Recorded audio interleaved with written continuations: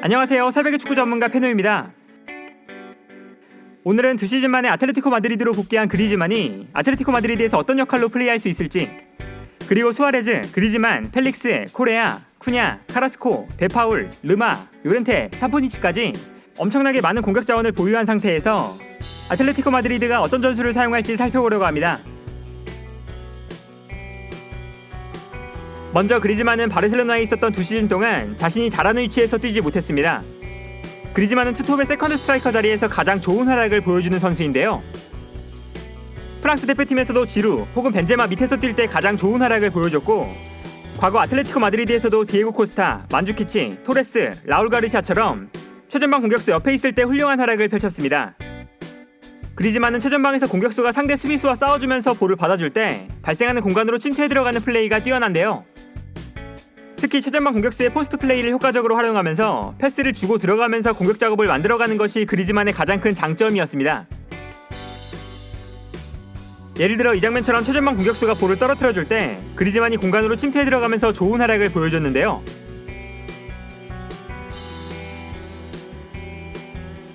그러나 바르셀로나에서는 메시와 호흡을 맞출 때가 많았는데, 메시가 포스트 플레이를 해주는 선수가 아니었던 만큼 그리즈만이 자신의 플레이를 보여주기 힘들어했습니다. 무엇보다 메시 또한 수아레즈처럼 최전방 공격수가 전방에서 버텨줄 때 발생하는 공간에서 플레이하는 데 뛰어난 선수인데요.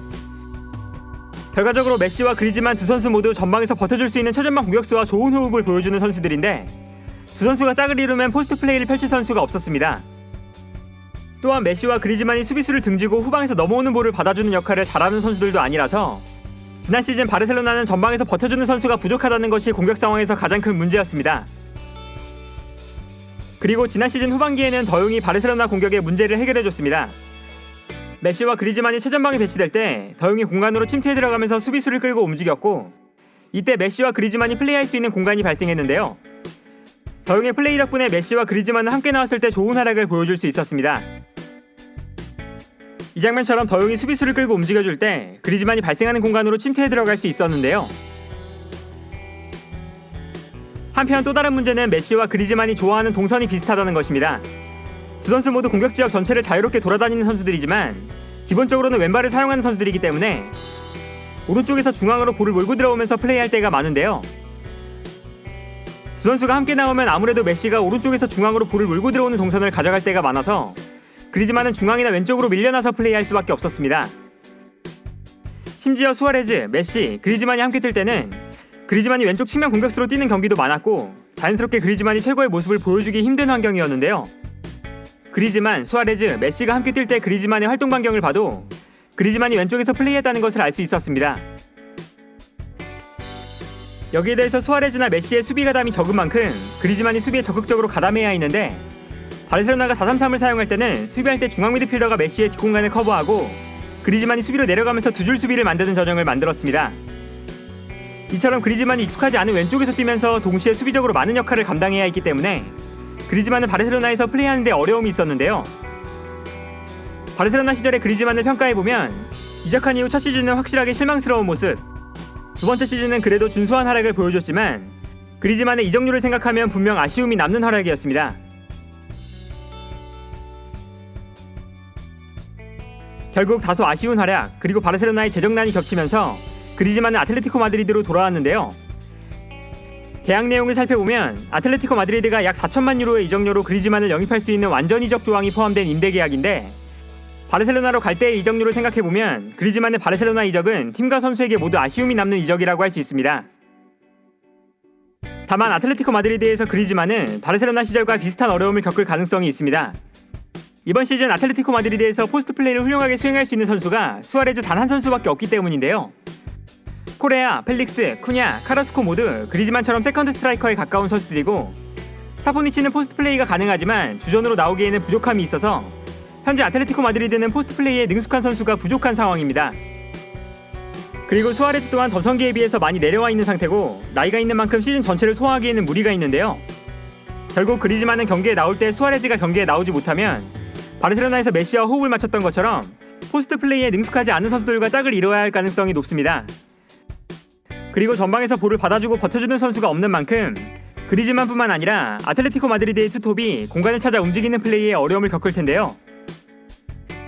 이때 문제를 해결할 수 있는 선수는 요렌테가 될 수 있습니다. 바르셀로나에서 더용이 그랬던 것처럼 넓은 활동 반경을 보여주는 요렌테가 전방으로 침투해 들어가면서 상대 수비수를 끌고 움직이고, 이때 발생하는 공간을 공격수들이 활용하는 방식으로 경기가 운영될 수도 있는데요. 하지만 수아레즈가 나올 때는 수아레즈가 연계 플레이에 굉장히 뛰어난 선수인 만큼 수아레즈가 전방에서 수비수의 등을 쥐고 볼을 받아줄 때 그리즈만이 공간으로 침투해 들어가고 수아레즈가 그 공간으로 패스를 보내줄 수 있습니다. 수아레즈와 호흡을 맞출 때는 그리즈만이 공간으로 침투하는 플레이를 마음껏 보여줄 수 있을 텐데요. 따라서 아틀레티코 마드리드는 그리즈만의 플레이를 살리기 위해서 수아레즈가 이번 시즌 얼마나 많은 시간을 출장해줄 수 있느냐가 무엇보다 중요하다고 할 수 있습니다.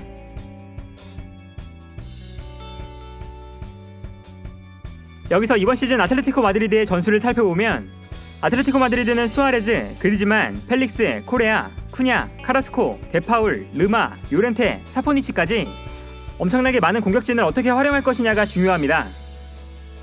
다행스러운 것은 시메오네 감독이 지난 시즌부터 공격적으로 경기를 운영하는 상황이 많아지면서 최전방 투톱과 좌우 측면 그리고 중앙 미드필더 자리까지 최대 6명의 자리에 공격적인 선수를 배치할 수 있다는 것인데요. 투톱에는 수아레즈, 그리즈만, 펠릭스, 쿠냐, 코레아, 사포니치가 나올 수 있고, 왼쪽 측면에는 카라스코, 중앙에는 르마와 데파울, 요렌테가 출전할 수 있습니다.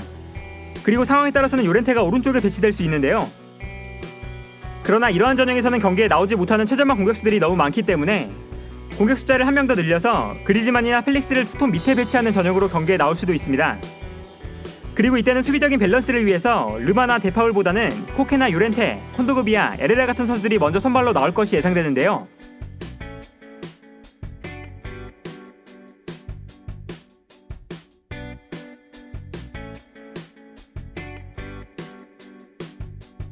또한 3백이 아니라 4백을 사용한다면 쿠냐를 왼쪽, 코레아를 오른쪽에 사용하면서 선수들을 좀 더 폭넓게 활용하는 방법도 존재합니다. 이처럼 현재 아틀레티코 마드리드는 최전방 공격수의 역할을 수행할 선수가 부족하다는 문제가 있지만 기본적으로 좋은 공격 자원들이 많기 때문에 전술적으로 다양한 변화를 줄 수 있다는 강점이 있는데요. 여기서 아틀레티코 마드리드의 전술을 간단하게 살펴보면 지난 시즌부터 시메오네는 352 전형을 자주 사용하고 있습니다. 그리고 이때 핵심적인 선수는 에르모소인데요. 3백을 만들고 있지만 왼쪽 윗백에 배치되는 카라스코가 측면 공격 자원이기 때문에 카라스코가 공격적으로 올라가면 에르모소가 자연스럽게 측면을 커버하면서 4백으로 변화하게 됩니다. 아틀레티코 마드리드의 경기 장면을 보면 수비한 상황에서는 3백을 바탕으로 좌우 측면에 카라스코와 트리피어가 위치하고 있습니다. 그런데 공격 상황이 되면 카라스코가 공격적으로 올라가면서 에르모소가 측면으로 움직이고 이 과정에서 4백이 형성되는데요. 아틀레티코 마드리드의 패스맵을 봐도 카라스코가 공격적으로 올라가 있고 에르모소가 측면으로 움직이면서 에르모소와 트리피어가 좌우 측면에 배치된 4백으로 경기가 운영되었다는 것을 알 수 있습니다. 그리고 이처럼 카라스코가 공격적으로 올라갔을 때 중앙에는 르마나 요렌테처럼 공격적인 선수들이 높은 지역까지 올라가면서 투톱과 함께 중앙에 4명의 선수가 배치되는 전형을 만들었습니다. 또한 오른쪽 측면은 트리피어가 공격적으로 올라오기도 하고 코레아처럼 투톱의 오른쪽에 있는 선수가 측면으로 빠지면서 오른쪽 측면 공격을 도와줬는데요. 결과적으로 좌우 측면을 넓게 쓰면서 중앙에는 공격 숫자를 많이 배치하는 공격적인 전형이었습니다. 여기에 대해서 공격을 좀 더 강화한다면 에르모스 대신 로디가 선발로 나오면서 4백을 만들고 이때는 좌우 측면 수비수들이 공격적으로 올라가면서 더욱 공격적인 플레이를 보여주기도 했습니다. 이처럼 아틀레티코 마드리드는 굉장히 많은 공격 자원을 보유한 만큼 이번 시즌 공격적인 축구를 보여줄 가능성이 높은데요. 특히 그리즈만을 영입하면서 아틀레티코 마드리드는 라리가 내에서 가장 좋은 공격 라인을 갖추게 되었다는 평가를 받고 있습니다. 과연 시메오네 체제에서 아틀레티코 마드리드가 얼마나 공격적인 모습을 보여줄 수 있을지, 그리고 아틀레티코 마드리드로 복귀한 그리즈만이 좋은 활약을 펼칠 수 있을지 이번 시즌 많은 축구 팬들의 관심사가 아닐까 하네요. 오늘 영상은 여기까지고요. 시청해주셔서 감사합니다.